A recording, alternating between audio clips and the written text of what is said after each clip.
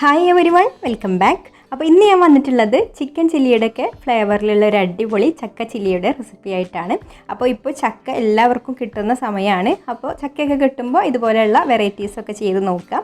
അപ്പോൾ നമുക്ക് എങ്ങനെയാണ് ചക്ക ചില്ലി തയ്യാറാക്കുക എന്നുള്ളതൊന്ന് നോക്കാം. അപ്പോൾ വീഡിയോയിലേക്ക് പോകുന്നതിന് മുമ്പ് നിങ്ങൾ ആദ്യമായിട്ടാണ് ഈ ചാനൽ കാണുന്നതെന്നുണ്ടെങ്കിൽ സബ്സ്ക്രൈബ് ചെയ്തിട്ടില്ലാത്തവരാണെങ്കിൽ ഒന്ന് സബ്സ്ക്രൈബും കൂടെ ചെയ്യണേ. അപ്പോൾ അതാ നമ്മുടെ ചക്ക ചില്ലി തയ്യാറാക്കാൻ വേണ്ടിയിട്ട് ഞാനിവിടെ കുറച്ച് ചക്കച്ചുളകളൊക്കെ എടുത്ത് വെച്ചിട്ടുണ്ട്.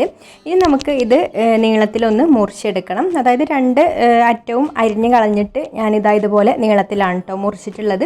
അപ്പോൾ നിങ്ങൾക്ക് ഇനി മുഴുവനായിട്ട് നീളത്തിൽ മുറിക്കുകയാണെന്നുണ്ടെങ്കിൽ അങ്ങനെ ചെയ്യാം. ഞാനിപ്പോൾ രണ്ട് സൈഡും കട്ട് ചെയ്ത് കളഞ്ഞതിന് ശേഷം കുറച്ച് കട്ടിയുള്ള ഭാഗം കട്ട് ചെയ്ത് കളഞ്ഞതിന് ശേഷം ആ നടുഭാഗം മാത്രമാണ് കേട്ടോ ഇതുപോലെ നീളത്തിൽ അരിഞ്ഞ് വെച്ചിട്ടുള്ളത്.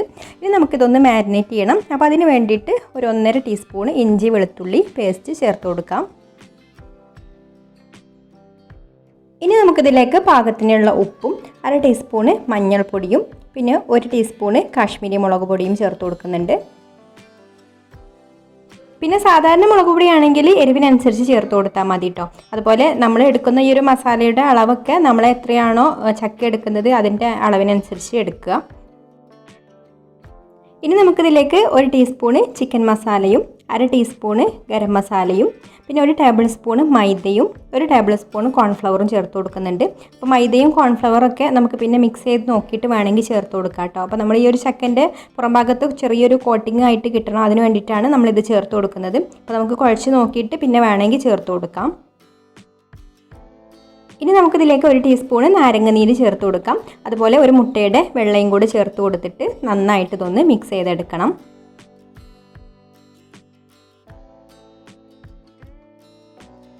കൈ വെച്ചിട്ട് തന്നെ ഇതുപോലെ നന്നായിട്ടൊന്ന് കുഴച്ചെടുക്കുക. അപ്പോൾ കുറച്ച് ഡ്രൈ ആയിട്ടാണെങ്കിൽ അല്പം നമുക്ക് വെള്ളം കൂടെ ചേർത്ത് കൊടുത്തിട്ട് നന്നായിട്ട് മിക്സ് ചെയ്തെടുക്കാം.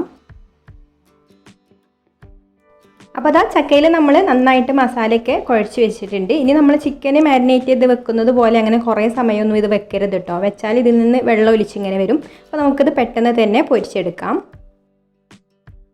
ഇനി നമുക്കിത് ഓരോന്നായിട്ട് നല്ല ചൂടായിട്ടുള്ള എണ്ണയിലേക്ക് ഇട്ട് കൊടുക്കാം.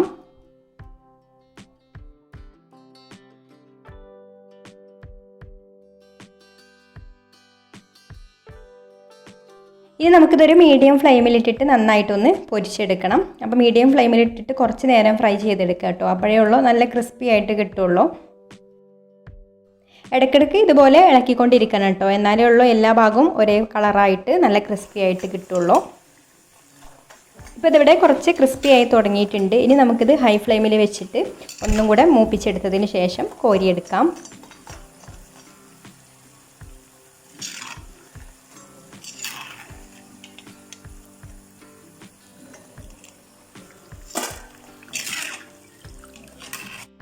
അപ്പോൾ ഇതാ നല്ല ക്രിസ്പി ആയിട്ടുള്ള ചക്ക ചില്ലി ഇവിടെ റെഡി ആയിട്ടുണ്ട്. അപ്പോൾ നിങ്ങൾക്ക് ഒരു റെസിപ്പി ഇഷ്ടമായിട്ടുണ്ടെങ്കിൽ ഒന്ന് ലൈക്ക് ചെയ്യുക, ഇഷ്ടപ്പെട്ടിട്ടില്ലെങ്കിൽ ഡിസ്ലൈക്കും ചെയ്യാം. അതുപോലെ ഷെയർ ചെയ്യുക, നിങ്ങളുടെ അഭിപ്രായങ്ങളൊക്കെ കമൻറ്റ് ചെയ്യുക. പിന്നെ ഈ ചാനൽ സബ്സ്ക്രൈബ് ചെയ്യാതെ കാണുന്നവരാണെങ്കിൽ ഒന്ന് സബ്സ്ക്രൈബും കൂടെ ചെയ്യണേ. അപ്പോൾ ഇനി മറ്റൊരു നല്ല റെസിപ്പിയുമായിട്ട് അടുത്ത വീഡിയോയിൽ കാണാം. താങ്ക്